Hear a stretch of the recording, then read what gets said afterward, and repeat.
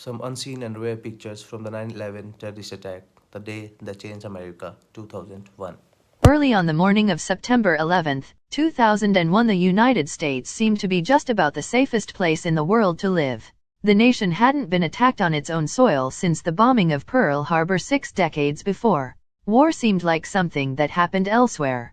Perhaps, that, more than anything, is what made the massive terror attacks of that day so shocking. The 9/11 attack on the World Trade Center and the Pentagon was unprecedented in the scale of its destruction and the immediacy of its visual impact. Americans had heard or read about other historical disasters, but this was the first to be witnessed by hundreds of millions of citizens as it occurred. The impact on society was dramatic and long-lasting. The first plane to hit its target was American Airlines Flight 11. It was flown into the North Tower of the World Trade Center complex in Lower Manhattan at 8:46 a.m. Within minutes, live televised images of the burning skyscraper were breaking into the morning news. Many believed it must have been an accident. 17 minutes later at 9:03 a.m., the World Trade Center's South Tower was hit by United Airlines Flight 175. As a third plane hit Pentagon, the headquarters of the U.S. Armed Forces outside Washington, D.C., and a fourth plane crashed in a field in Pennsylvania, few believed this could be anything but an attack on the United States. In the World Trade Center, people were trapped on the floors above the impact zone, unable to escape through damaged stairwells. Some scrambled toward the roof, hoping for rescue from above, only to find the way blocked. Some returned to their desks.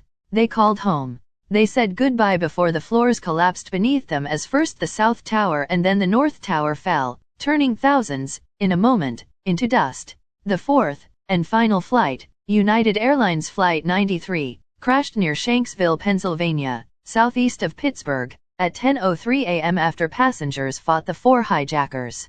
Flight 93's target is believed to have been either the Capitol or the White House. Flight 93's cockpit voice recorder revealed crew and passengers tried to seize control of the plane from the hijackers after learning through phone calls that flights 11, 77, and 175 had been crashed into buildings that morning.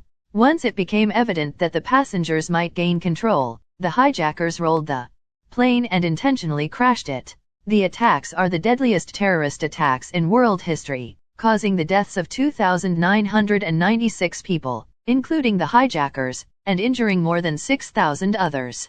Cleanup of the World Trade Center site took 8 months and was completed in May 2002, while the Pentagon was repaired within a year. In the immediate aftermath of the attacks, suspicion quickly fell onto Al-Qaeda.